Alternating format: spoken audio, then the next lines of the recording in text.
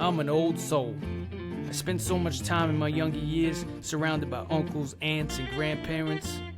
I tell people I was supposed to be born in the 40s or 50s. But even when I was a kid, we had to get up to change the channel on the TV. And we didn't know who was calling us when the phone rang. People even showed up to your house unexpectedly. Well, because they were in the neighborhood. Wherever you grew up, you experienced a childhood that can never be duplicated.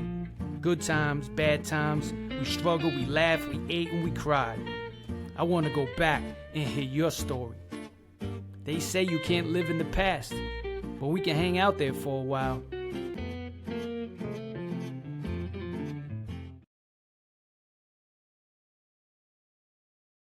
What's up, everybody? Welcome in the No Remote Show. I am Genovese. Today, I got a really good one. Good friend, unique story. Mike Dempsey is with us. What's up, Mike? How you doing? How you doing? How you doing? Listen, so the funny thing is, me and Mike, we met through baseball in a baseball league. And Mike didn't know who I was. I didn't know who Mike was. One of our friends kept showing, like, Mike knows everybody. Look at Mike. He's with this guy. He's with that guy. And I'm like, who the hell is this guy? How does he know everybody? I mean, everybody. Yankees, football, NFL, actors. I'm like, who is this guy, Mike? And I didn't find out. And I did a little research, and I'm like, oh, wow. But I want to read what you have on your website because it's really cool about who you are. Father, an autism dad, multi-sport athlete, philanthropist, terrorism survivor, risk management speaker, and a family man. And I was like, wow. I mean, that's deep. Mike is a 9/11 survivor. We all know that horrendous day. We all remember where we were that day. I know that's a tough day to even talk about. What was your day? Not what happened, but like, was it a normal day? Like, did the Yeah, it days? was a normal day. The Yankee baseball, I always bring baseball analogies. The night before, Roger Clemens was going for his 20th win. I was at the stadium with my wife. And the game was, and you can look this up, it was a 2.5 hour rain delay, right? That never happens. Usually they call off a game 7 o'clock if the field. I always remember I was at the game and I was determined to say, I'd never seen Roger pitch. And I've seen Roger later on. I'm like, bro, I never saw you pitch, man, because that game was rained out. But it was a 2.5 hour rain delay, and it was like 9:30 or something like that. It was like crazy. It was like 8. It had to be 8:45. Now I'd like to look it up when the game was called, but it was late, and I stayed to the very end. It was a rain, and we were living in Long Island at the time. I'm from Brooklyn, but I was living in Valley Stream, Gibson area, and so the game's called, and I remember it's a Monday night game. I missed the Monday night football game. The Giants, I think the Broncos were playing. So we got back and we missed our train, which everybody does. If you ever go through Penn Station in New York, you got to get that train. And if you miss it we missed it by like a minute. And we were stuck in that little waiting area at Penn Station. I was cursing, man. So we didn't get home till about like midnight, or past midnight. So the next morning, my wife worked for Marsh McLennan. She was supposed to be on the 100th floor of Tower 1. But me, I worked for Credit Suisse First Boston. I was in 5 World Trade Center on the top floor. There was 9 stories. So everybody thinks World Trade Center, 2 buildings. There's 7 buildings, okay? It was like, and 5 World Trade Center was connected to 1. So I'm in early the next day, and I was on the 7:25 train from Gibson, got in Penn Station about 8:03, 8:04, whatever it was. I think it was like 8:06. And from there, you get on the E train. You take the E train, right? You don't have to leave, go outside. I was right in my office by like 8:30. What am I doing in the office? I'm surfing, looking at Monday Night Raw results. I remember reading a Kurt Angle. I remember what I was doing, reading a Kurt Angle article on some slam wrestling website. And all of a sudden, 8:46, here, boom, right? The building shook, our building. Now, what happened in reality was the engine of the first plane landed in our building, which set 5 on fire. But we didn't know that. Anybody who says they knew, they smelled jet fuel, that's BS. Didn't know. I just remember going to my boss's office, looking out, and it looked like people were looking up at us. And like we were the ones that were, so I didn't know if a bomb, we didn't know. Nobody saw a plane. We didn't have TVs in the building. We No. didn't see what you guys see on CNN. So we evacuated. I mean, evacuation was pretty orderly. That part was normal. And the week before, there was a fire drill. There was some fire on the escalator by the Borders bookstore by 5 World Trade Center. So the first reaction is, oh man, we got to go through this again. Like, want to get back, not knowing how crazy what was going on. So basically, went down by the Five World Trade Center, by the borders, and down the escalator. Actually, that staircase is now called the Survivor's Staircase. That's That's the right. one coming out. And it's still there in the museum. They preserved it. But instead of going out on VC Street, I go through the mall, the World Trade Center mall. You Yep. had the Disney store and everything going through because I got to go to one World Trade Center. But I had to go through the courtyard to get there because five connects to one. You have the Sphere, which is still there right across the street. And they were set up for a concert. Tuesday nights, there were concerts in the World Trade Center after work. So I remember the chairs. I remember hearing boom, boom, boom, not knowing those are people jumping or whatever was going on. Things were hitting those chairs. Again, I couldn't see it. I get asked all the time, did you see people jumping? Look, I'm looking up. I can't see what I heard the sounds. I didn't see people landing in front of me. No. What I do remember was I get into One World Trade Center lobby and I'm asking the guy there, security guy, hey, I got to find my wife. She's on floor 100 and elevator. Now you get in and you see the elevator glass is blown out, fires, and I'm but still not registering something serious happened here. He's like, I can't let you up. I'm like, well, I got it. And then my cell phone isn't working. So I'm trying to call, but I don't even get a signal like we get now. So I go out, smart move. I go out the other side, go toward Two World Trade Center. Remember the old days? They had a store called Sam Goody. Of So course. Sam Goody was where we got CDs, records. tapes. Yeah. Yeah. Yeah. All those Records. Yep. went through there.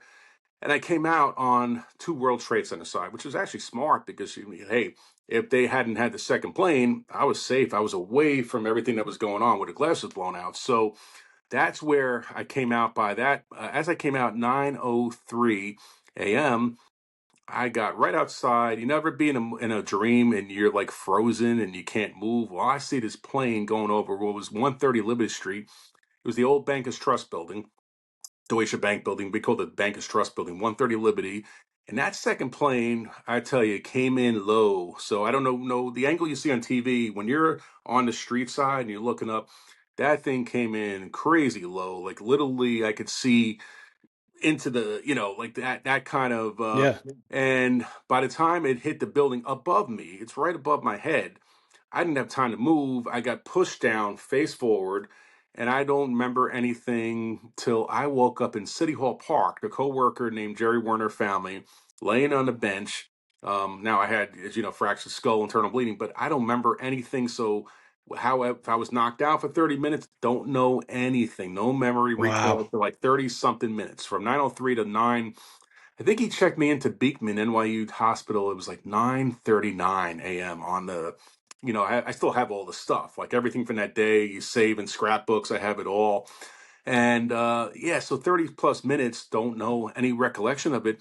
I just remember being in the triage, and the triage at the Beekman it was a war zone basically. But here's the catch: we were outside because they were expecting more people, and they had a little triage. And if you know that area by Beekman Hospital, it's by Pace, is over there. And that's where I was outside with probably about four or five other people. I just remember being in the triage, and all of a sudden, you hear rumbling, boom. And that was the building. Tower 2 collapsed first. When Tower 2 collapsed, it went toward the Brooklyn Bridge. Beekman is in the middle of that area. That area, like you got NYU downtown Beekman, and you got the Brooklyn Bridge. So that debris cloud came right to. I think the other one, when Tower 1 collapsed, went like the other direction down Church Street. Well, the one I got the full blast of the Tower 2 collapse, which was the first one that went down at like 9:59 a.m. And I thought it was a nuclear. At that point, I still don't know the World Trade Center got hit, what happened, but I got the burning stuff in my eyes, couldn't see, thought I'm blind. And it was like 4 minutes of like darkness. Like it's dark. You can't Just see a anything. cloud over the whole city, over I the whole said, man, downtown. this Yeah. is an effed up way to die, man. You like just thinking though, Yeah. like this is like It was you like the got world was ending. It what felt like nu- that. nuclear holocaust, man. Like, how did this happen? And I just remember. So I just remember after all that stuff happened, the detective came in, and they take down your contact information. I gave my wife's World Trade Center number. I don't know, like nobody's processed the World Trade Center's gone. So they didn't get in contact with her. So basically the whole day we didn't have any contact. She didn't know if I was alive. I didn't know if she was alive. Until Wow. about like 5:45, they transferred me. They got in contact finally with her through, I think my dad, because he was a New York City cop. They made the contact, and then they wanted to transfer me to Mercy Medical in Rockville Center, Long Island, because they obviously, for the injuries I had, and that's when we kind of reunited. So yeah, it was a crazy Amazing. day. Got immersed in philanthropy, as you know, and the craziest story is the survivor guilt, because I was going to work for a firm called Cantor Fitzgerald. Yeah, You don't know Cantor's of story. course. Howard Lutnick, who's a good friend of mine, he's now the Department of Commerce for Chamber, whatever, for President Trump. Well, Howard, they were going to hire me to be their head or deputy head of internal audit. Right before that, I accepted the offer. I backed out last minute. All my friends were there.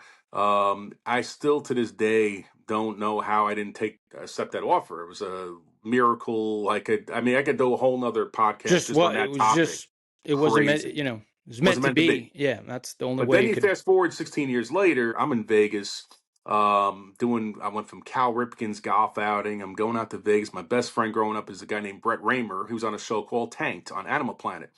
Brett's my bro growing up. It was a show about two Brooklyn guys that built custom made aquariums for celebrities. And I want to get on the show because I want my kids to say, Daddy's cool. So I used to get Brett some of the celebrities. I got him Chris Jericho. I got him Johnny Damon. I want to be on the show. So Brett said he's getting engaged. So I said, okay, cool. I'll come out for the engagement party. So I'm out there that weekend of the Mandalay Bay, the Route 91. Dude, I don't know country music, you know. That's not my Yeah, kind of, I yeah. know it's not your kind of No, music, so I don't know nothing about any of these artists that are appearing across the street from Mandalay Bay. That's where I always stay. So after that Sunday night, I was going the next day to Chachi, Scott Baio's golf outing. He's a Brooklyn guy, Scott. So it was a layover, like weekend, see my bros, and then go. And it was like 10 o'clock at night. My oldest friend growing up playing Little League Baseball at the Beverly Boys Club in Brooklyn, my oldest friend, Stevie, sees me on Facebook. Hey, I'm at the Excalibur Hotel. Let's meet up for a drink. I go to the Eye Candy Bar at Mandalay Bay, couple drinks. Let's hang out, and I got to go to bed. I got to get up, get my flight to LAX. Well, he wants to go back to the hotel. Where's the tram? Dude, I don't hang in the Excalibur. I'm a Mandalay Bay guy, man. So I said, Stevie, I can't find the tram at the Mandalay Bay, but walk outside, walk down Las Vegas Boulevard. I'll show you, and you'll just walk and you'll get into it. So as we walk outside, we all of a sudden by the fountains, we hear like pop, pop, pop. And I'm like, oh, okay, cool fireworks. Yeah, they had the hockey, the Golden Knights, their preseason game. I was like kind of late for fireworks, but what the hell? Well, then I guess the second or two later, the shooter, must have switched windows. He went from one window to the other. Well, that second round, that was right over our head, man. That was loud. Like the first one, I didn't hear as well. It just sounded like distant fireworks. The second one was like this guy was shooting right over us. But I don't know a snipe. All I heard was sniper. We don't know where the shots are coming from. Like, I'm like, what the heck is going on here? So we went back to the hotel, ran back, and it's like everyone's gambling. Everyone's like doing like nothing. I told nothing security, ever hey, happened. no, I'm like, bro, like something's going on outside shooting. Like, I'm like, okay, I'm just telling you, there's something big going down. I heard shots. This is something. It was a delayed reaction. I mean, you can never see. It was about 15, 20 minutes before all hell broke loose, and you got the SWAT teams and all this stuff going on. I remember running toward the elevator, and I was 4 floors below the guy. I think I was on 28. I think he was firing from 32. I believe was the 32nd floor. They don't have that anymore. They kind of eliminated that floor. And I just remember going up to the elevator bank. I get in there with three other people. We're like, panicked, and then the elevator like closes, right? And then all of a sudden we hear screams, and like out of the Halloween movie, Michael Myers, all of a sudden the door like opens, and I'm thinking, oh, we're dead. But it was the security getting us off the elevator so they can do their little perimeter, whatever they were doing. But that was a point where I thought, oh, I'm done, man. And I'm like, Mike, did you have flashbacks like a 9/11 at all, just because of the drama and anything cross your mind when that was going on? What bothered me was like, so 9/11, we didn't have social media, right? So like Yeah. you were kind of in the dark. I knew nothing. I was stupid, right? I was But at good, that moment, like when it was but all going down, oh no, it did was something? crazy. Yeah. Well, what flashed back to me is we all got this. We got the one high school friend. I'm sure you have one too. He's a conspiracy theorist. So I got this guy Russ. I love Russ. He lives in Vegas. Russ is the ultimate conspiracy theorist. Still every day I get 100 texts from the guy. So Russ is plug in my phone. Hey, there's shooters in every casino, and like, I mean, the world is ending.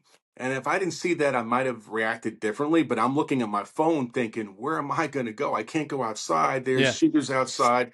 I see SWAT teams out. So he was freaking me out. Then I'm seeing stuff.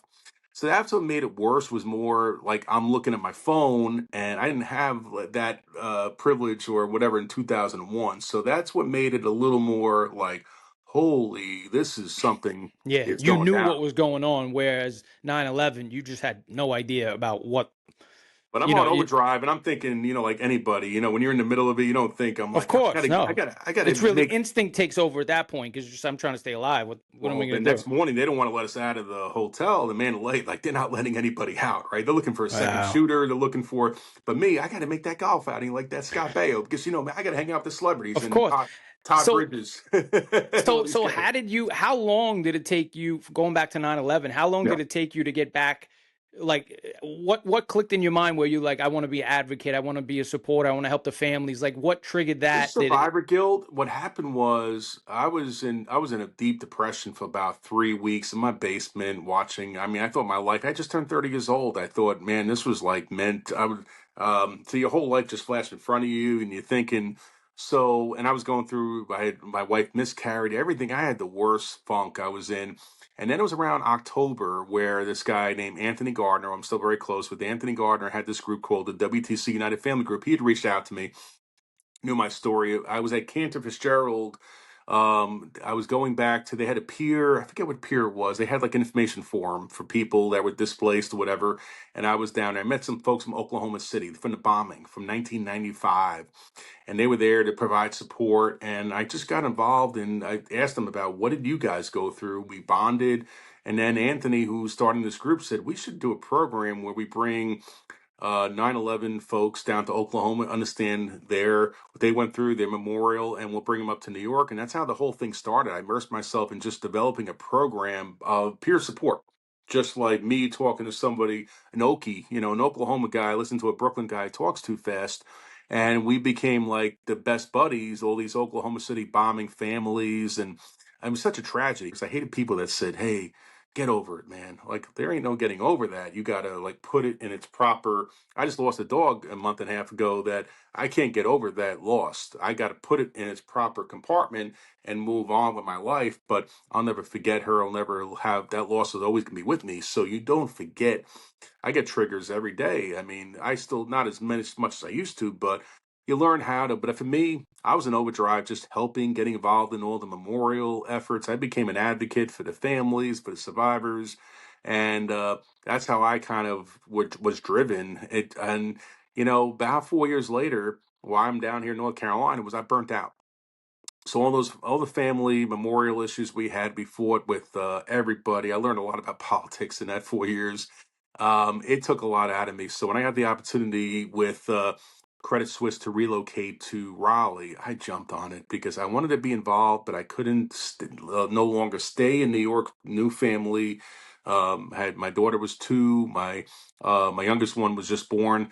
I jumped at that relocation because I needed to get out of New York at that time, and I never looked back. I mean, I go back all the time, like I'm up there all the time. you're But always somewhere, yeah. living in New York at that time and dealing and immersing myself into this other world, like a double life. So I had a You needed a corporate, fresh start at that time. You just, yeah, corporate yeah, job, and yeah. I'm doing press conferences with Chuck Schumer and Bloomberg and Giuliani. I was living this double life, and it just got really weird after a while. And I said, I can't take time away from my family, so I needed to divest myself from. So it all worked out. That's how I'm down here in North Carolina for the last 20 years. This year is 20 years I've been down here. It's hard to believe.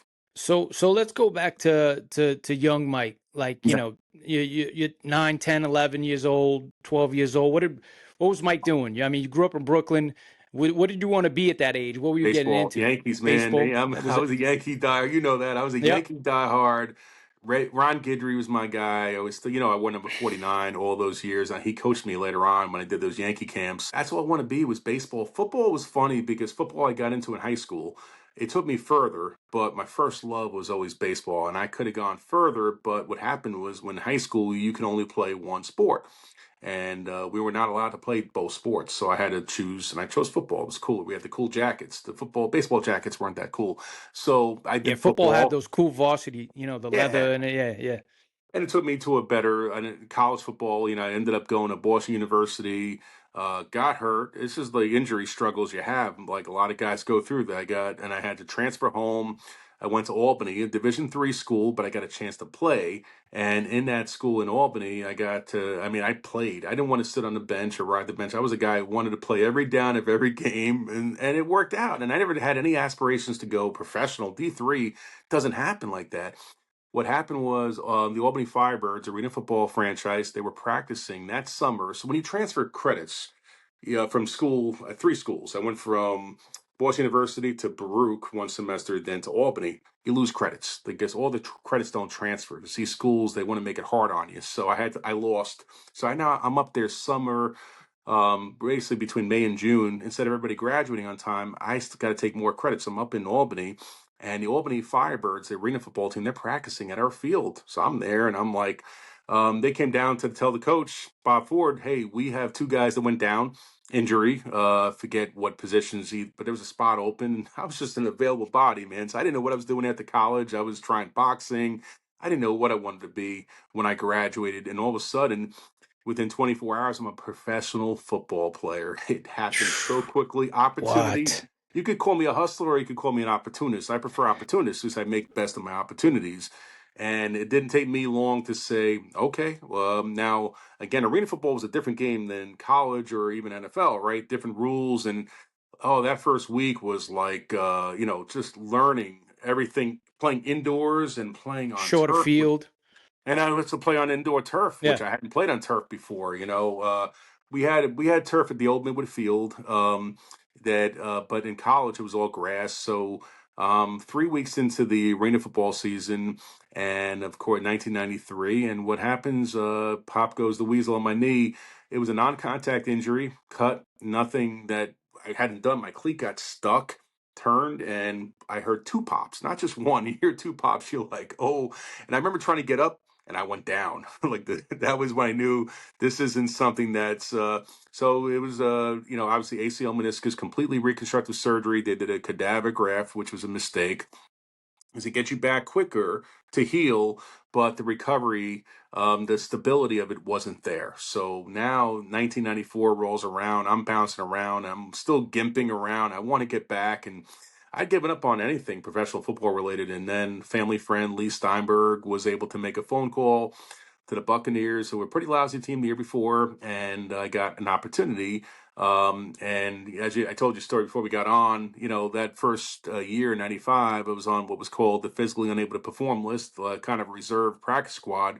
They had 5 guys or 6 guys they would carry at that time. Now there's like 17, 18 you can carry in a practice squad. I didn't get out of the trainer's room the whole year. And 1995 was like a loss. And I didn't get paid much, by the way. You probably made much more than I did in 1995 because I was getting nothing, man. But 96 was my opportunity when Dungy came in with Herm Edwards, and that was my guy. And I finally had the opportunity of a lifetime through preseason. Think I'm going to get a chance to make the active roster. Hardy Nickerson got hurt. There were a couple of things that opened up, and as it happened, I tear my left meniscus, and I hit it. I Man. did painkillers. I did everything you can imagine to stay on the field. And I remember Herm calling me in, but what they did for me, instead of when they released me, they kind of released me, but they subsidized my housing. We lived in a place called Parker's Landing. It was like this development, monthly rentals, right? $600 a month. But man, I didn't have, like I told you, The Rock had $7 in his pocket. I had five, right? Man. Um, and it was devastating because I didn't know what I was going to do. And I went down to, you'll love this if you're a wrestling fan, I went down to Oh yeah. WCW. I went down to the Power Plant. There was a guy named Terry Taylor that said, hey, Yeah. you'll make a good wrestler. The Red Rooster Yeah, set me yeah, up. yeah. I remember him. Sends me down to the power plant. I lasted 4 days. I got dropped on my head, basically, inverted body slam. They had untrained guys working with untrained guys. So you don't do Oh, that in a wrestling school. So they had this little guy, Sarge, this guy named Dwayne Bruce. He was this little instructor that He bullied me. I was a big guy. He bullied me, man. I wanted to cry. No, but no, Dwayne, it was a awful, like, I mean, humbling experience to go through that stuff. You know, it was like that Tough Enough show. Like, this was before Tough Enough, and I wasn't tough enough, I guess. So I had to go back to Tampa. I had no job, no nothing. I'm engaged, and my wife's like, why did I get with this loser? So it was a humbling experience. And then, you know what? I got a Wall Street corporate job. Salomon Brothers, a Wall Street firm, had moved down from New York to Tampa. And I hooked up with them about 2 months later. So now, December '96, I'm working for Salomon Brothers. And I started my whole Wall Street career out of being a failed professional athlete. So that's how the transitions of life happen. Like, you just got to pivot, pivot, pivot. It's an And incredible story, though, but uh, it's what makes you. You know, what really is life's the chapters, right? Different chapters. You have so many incredible stories. Speaking of stories, is there one? I know you're close to a lot of famous guys, especially athletes, right? But is there one guy that's just your guy that like you have a story with, or just like that you got really close with through the years? Well, there's a lot of Johnny Damon's, as you know, was my best buds. But I will always go back to, because today's his birthday. I got to say Shaq, right? So Shaq, a few years ago, started inviting me down to his. He does a sports clinic in Atlanta, McDonough area, and we help coach the kids. And I help with the football. I've even helped on the baseball with Otis Nixon to coach the kids. And just this past year, I was at his house, and just when you're around a guy named Shaquille O'Neal, like this big monster athlete, and you see the heart of gold he has, and he's treat me like a bro. He's letting me in his house. We bonded because guess what? He is now filming a show called Gravesend in Brooklyn.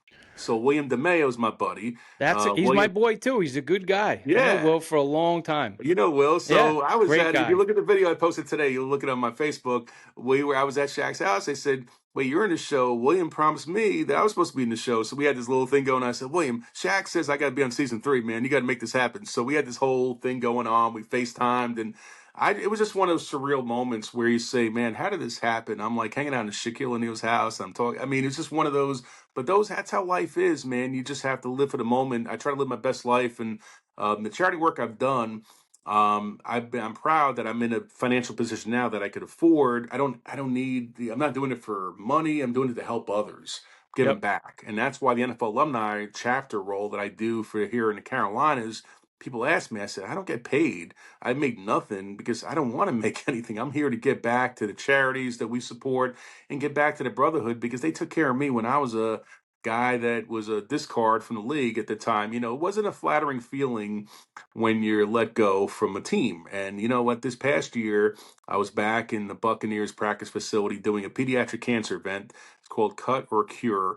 And what we do is we either cut your hair off, which I can't do because I wouldn't gain it back, but we dye your hair red or whatever. The pediatric cancer kids, they'll put the coloring in your hair.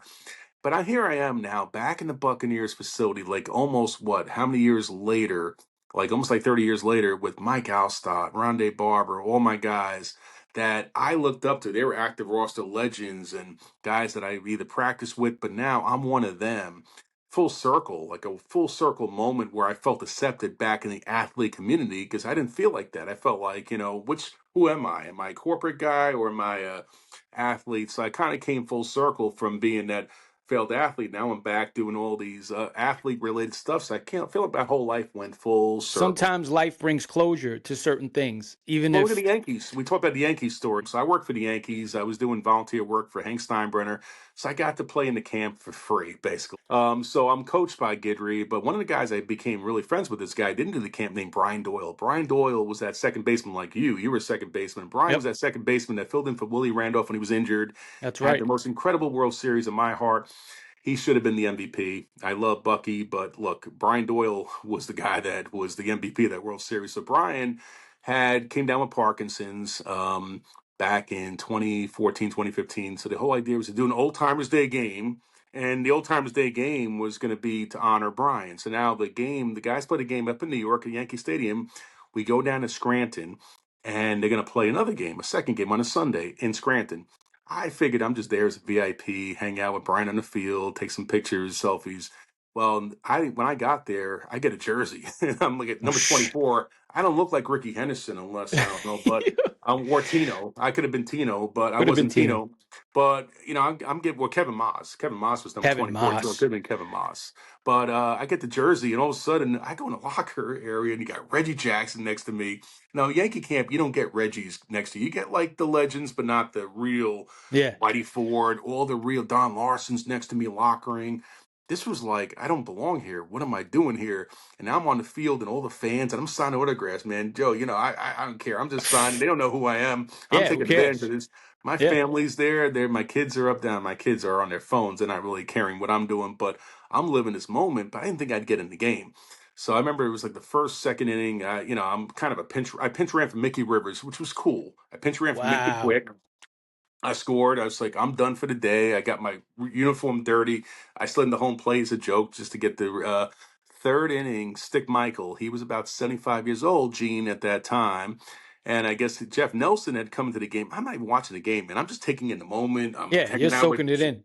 Joe Pepitone. I got all these guys. So I remember Stick looking at me, Mike, grab a bat. Now, in the bat rack, there was Mickey Rivers' bat. I looked at it, or Reggie.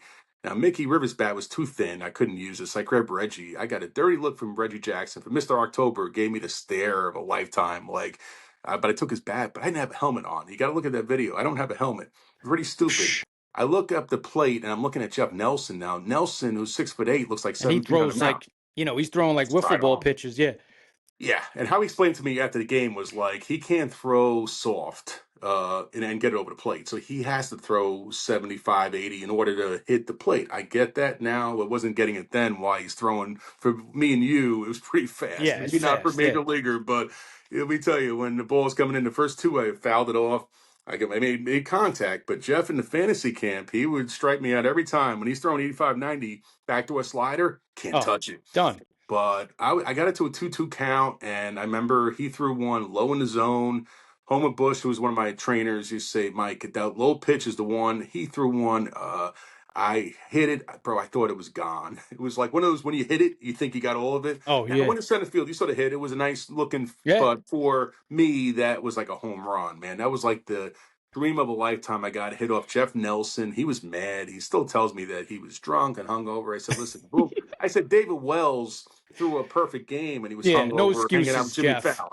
So it's all good, but I got a Yeah. hit off you, and I had the moment. But that was incredible. And then they had the Field of Dreams game with the Yankees and the White Sox. It was canceled That's right. COVID the year before. They do it.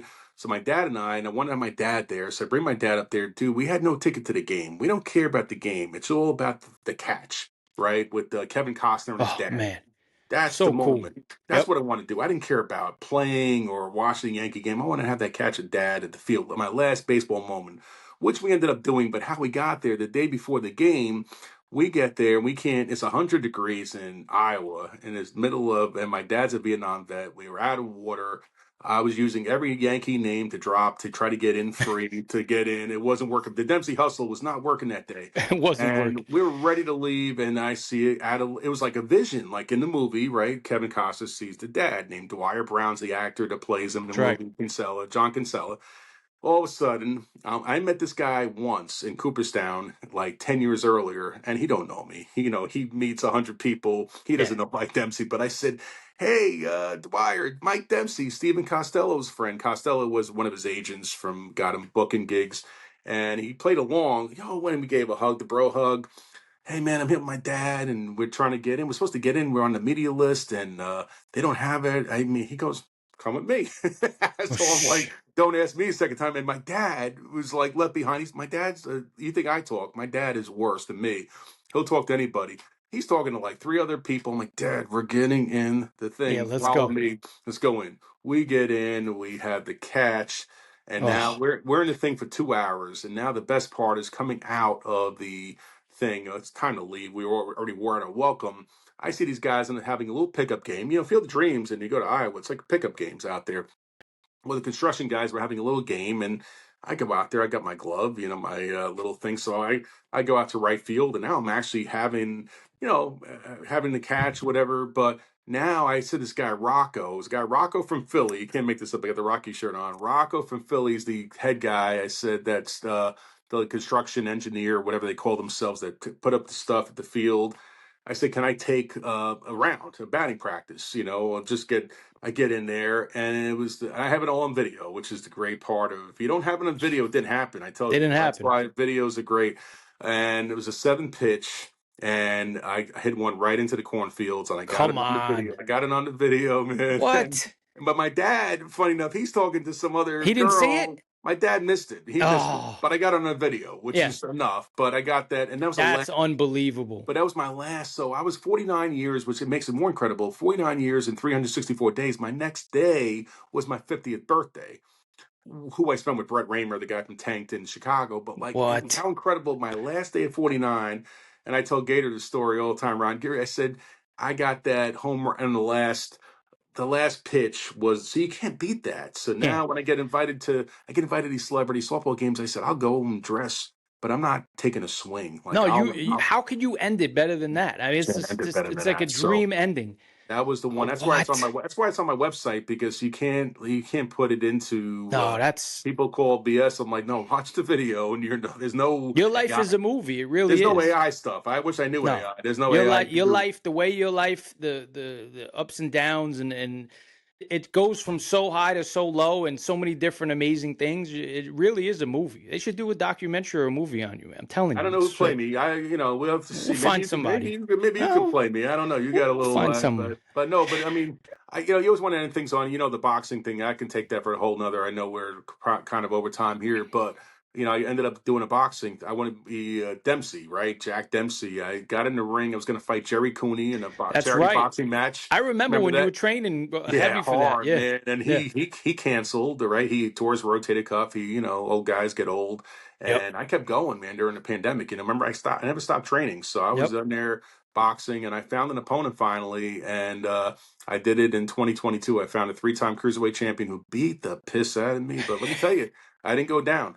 3 rounds. I Down. did. Wow. And I did it with Irish Mickey Ward as the referee. What? And if you He was watch it, some fighter. Mickey it's on my Ward. website. Check it out, themikedempsey.com. Now, if you want to watch the whole boxing journey with Mike Tyson's in it, I mean, a lot of cool cats along the way that helped train me. Antonio Tarver trained me. I had all this Man, stuff. you had some good wow. Tarver was But some boxer. but if you watch the fighter movie, you got to appreciate that Dickie Eklund, who Christian Bale played in the movie, won an Oscar. Well, the surprise that Mickey did for me, Irish Mickey, was he had Dickie as my cornerman. Now, Dickie, as he was in the movie, was trashed. Like, I don't think Dickie knew whose corner he was supporting. All I No, know is he was like just there. he was there, Irish guy, and he thought it was a real fight. And the other guy fought Richie LaMontagne, the Mountain. Well, Richie the Mountain thought it was a real fight too. Now they didn't get it was an exhibition. We're supposed to have a little sparring, a little fun. That first round was like, remember Creed and when he fought Drago. Well, Yep. my first round, you got to watch the fight. That first round was real. Like there were real punches. I got punched in the nose, the mouth, and I thought he was taking me out. And that was my best round, but it was a wonderful experience. I got to actually be a boxer, did it in the ring, Wow. and I mean, like so those are the things. Being authentic, you can't always end on a field of dreams note in life. I No, wish I can do baseball and everything I do, but I left it all in the ring. Would I ever get back in the ring and get beat up again? No, I mean, no friggin' way. But but you did it, and that's the I most did important thing. like All right, football. to Yeah, end it off, we yeah. got some cool little segments. So, what would be your 3 dinner guests? It could be anyone, past, present, Well, I think Muhammad Ali, because I was around him once and I saw him at his worst, and I always wanted to meet Muhammad Ali at his best. at his best. That guy was, and he just couldn't communicate. I saw him at the last year of his life at an event in Arizona, and he couldn't communicate with the Parkinson's. But in his heyday, sitting Oh, at the table with Ali. me and him would have had like a little fun together, because Oh I did yeah, it with Larry Holmes a lot, but Muhammad Ali was always the guy when I was a kid, man. I saw him fight Spinks and all these guys, but that'd be one probably. Um, Trump. I known Trump for so many years. I got to pick Trump because he's a Ali and character. Trump. Can you imagine those two Yeah, I together? could That would only. be a straight movie. Yeah, so I got to pick Donald there because I have a lot of history. So remember, Donald Trump and George Steinbrenner were very close. So I Of got to course. know Donald when he was at the stadium. So I know all of him, Donald, before he was The Oh yeah. Apprentice and Well, we before grew that. up in New So York, so we do. I yeah, mean, Trump was in the clubs when we were kids. I mean, exactly. you know. So all right. So And the you third got one, I need a hot girl there at dinner because you can't have two fair. dudes at dinner. So I'm gonna have to go with. I mean, that's gonna be. Um, Yeah, I could get in trouble for this. I Nah. guess depending on who's no, but I'm gonna say out of all the women growing up, Heather Locklear, man. Wow. So you got Ali, you Yeah, got Trump, and Heather Locklear. yeah. That is wow. Yeah, look at That's Heather while I'm looking. I mean, I need some distraction from Trump, and Ali well, would be you know what's looking going at. to happen is Trump and Ali are going to get into it a little bit, right? And so Yeah, the you then you have eye candy while they just talk, and you got something to look exactly. at. Exactly. It's all strategy. It's all It's all strategy and strategy. execution. All right. So the So, last thing is called one word. So I'm going to yeah. say one word. I'm going to say a few things, and you just throw one word out. All right. All right. 9/11, Horrible day. New York, Home. the Yankees, Legend. So it's your daughters, my life. Mike Dempsey. Uh, Resilient. And that's the truth.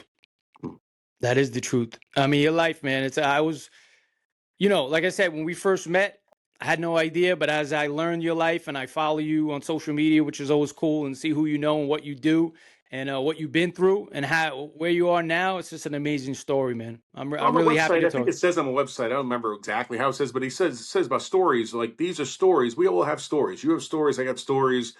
And how we pass those stories down through a generation of like my kids know the stories now that they're adults and they didn't know, understand 9/11 or who I was as an athlete. They didn't get all that. Now they get it, and it's kind of cool when I can introduce my daughters to who I was back in 1996 or 1997. Like my kids, trust me, they don't follow sports, but now they appreciate it a little more. They understand the 9/11. It took them back to the World Trade Center. Now they visualize and like I couldn't explain those things. Now I can have those conversations. So it's kind of cool to have the stories and now kind of transcend. It goes generation to generation. And they'll tell their kids, hey, your granddad did this. I hope they're good stories, not the bad story. I got some bad stories too, but hopefully they tell the good stories. Well, that's what it's about, right? Just passing Yep. down through generations, and they're old enough now to see and appreciate all the things that you've been through. Yeah, I mean, I'll have my younger daughter in Ireland with me in a couple of days. We're doing an Iceland and Ireland for the next week, and nice to travel. And it's a good part of my life when I can enjoy it with my kids before they get to the point where they have their own families, and then I'm sitting there. I'll be like Henry Hill in Goodfellas, where you remember in the he picks up the door Of and he's got the course. Now, newspaper. now I'm I'm gonna be just like that. some nobody. That's Yeah, yeah, yeah. that's gonna be me at the end. They say you can't live in the past, but we can hang out there for a while.